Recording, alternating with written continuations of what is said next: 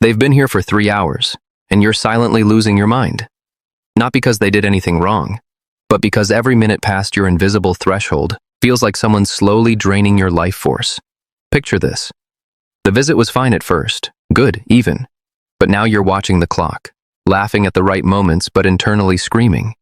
You've done the lean forward, hands on knees posture, the fake yawn, the, well, I should probably let you go that they somehow didn't hear.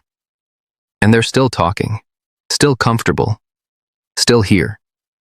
Meanwhile, you're running on fumes, trapped by politeness, counting down the seconds until your space is yours again. And underneath the smile is this growing resentment, sharp and irrational, like they're committing a crime by simply existing in your living room too long.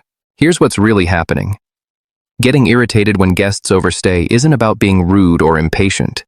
It's a nervous system response to the depletion of your social capacity. You have a finite amount of energy for interaction, and once it's gone, every additional minute feels like an invasion. Your brain isn't being dramatic. It's signaling that your resources are tapped out and you need solitude to recover. Most people have a gradual decline in social energy. Yours hits a cliff. Let me break down the 5 psychological mechanisms behind why overstaying guests make you want to crawl out of your own skin. Number 1. You have a fixed social battery with no warning light. Some people can socialize for hours and fade slowly. You operate differently. You're fine, you're fine, you're fine. Then suddenly you're not.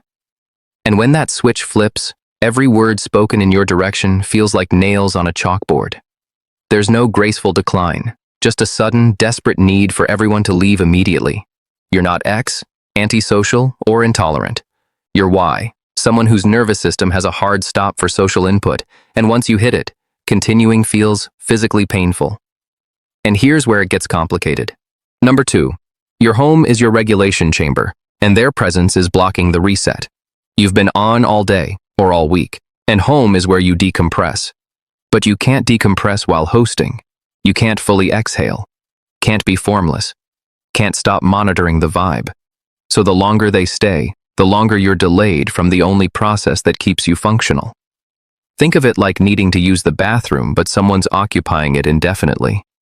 The urgency builds. You're not X, impatient or selfish. You're Y, someone who needs solitude to process the overstimulation of existence, and guests extending their stay is directly preventing your survival mechanism from kicking in. But it goes deeper.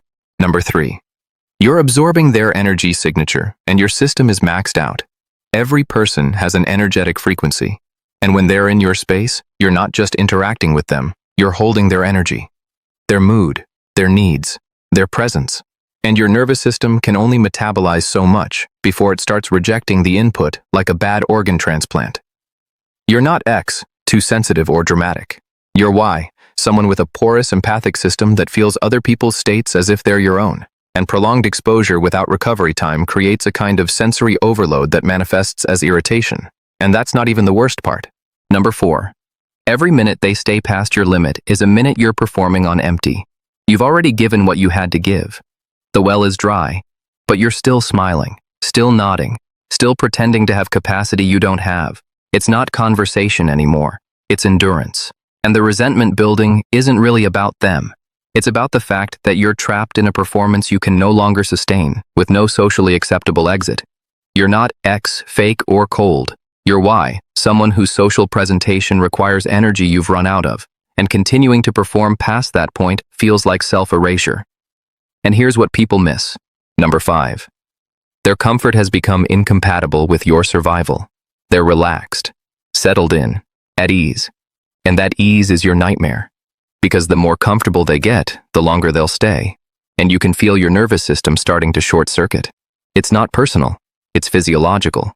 You're not X, a bad host or secretly mean. You're Y, someone whose body is sending urgent signals that you've exceeded your capacity for togetherness, and ignoring those signals has real consequences. And here's the beautiful contradiction. You invited them, you care about them, you might even love them. But right now, you'd give anything for them to just leave. You're not heartless, you're just human. And your bandwidth for connection isn't infinite. Now, real talk. If this irritation is constant, if you can't enjoy any visit without watching the clock, If you're canceling plans because you can't tolerate even an hour, that might be less about boundaries and more about avoidance. The difference? Healthy boundaries have flex. Avoidance is rigid. If you can sometimes handle longer visits, you're fine. If you never can, that's worth examining. You're allowed to have limits. You're allowed to need people to leave. That's not cruelty.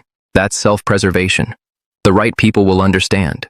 Team, start hinting after an hour. Or, team, the longer the better. And if this hit, next up, why some people can't stop cleaning while guests are over. Because if overstaying drains you, chances are you're also managing invisible chaos the entire time.